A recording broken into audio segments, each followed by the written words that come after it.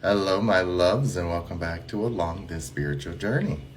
So, we always talk about isolation and discarding old situations and letting go of relationships and people and things that can't come along with us on this journey.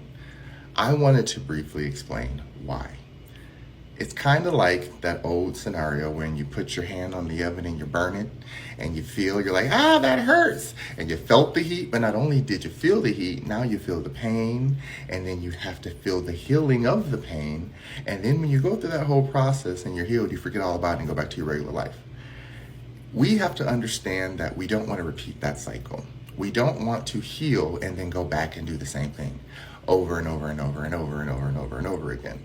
The spiritual journey is about waking up and recognizing, I already did that before. I've already completed that cycle. I've already learned that lesson. I've done all of that. I don't need to do it again. Now what?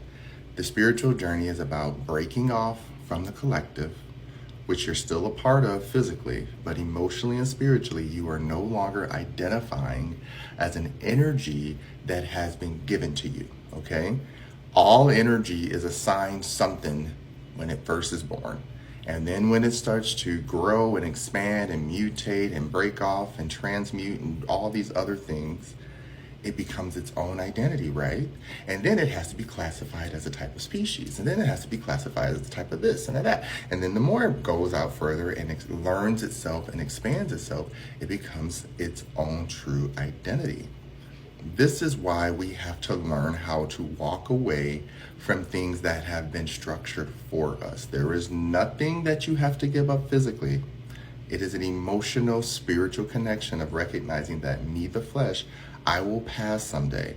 So I have to know how to keep continuing to live this life and go through these emotions without throwing it all away because I am not aligned with my truest self, or I'm masking for others, or I'm living in a life where I always talk about social decorum. Again, I have nothing against people being polite, but I do have something against people pretending to be polite to then go create another subculture of what we call haters.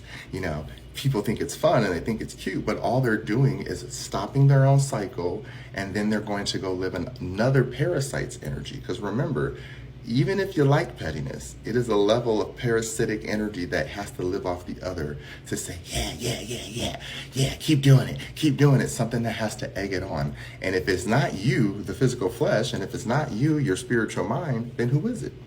It's a parasite. It's an entity that does not belong to you.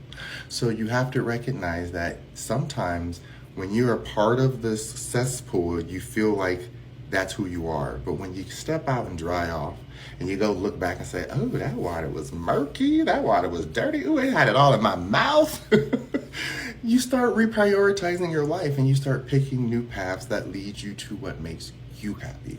So yes, you will feel alone and you may be alone, but you're never really alone if you understand that you can always go back to the collective. Just don't get triggered. We'll always get triggered, but don't get triggered if you know that you understand that it's not your whole identity.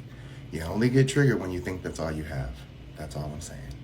All right, love you guys. Mwah.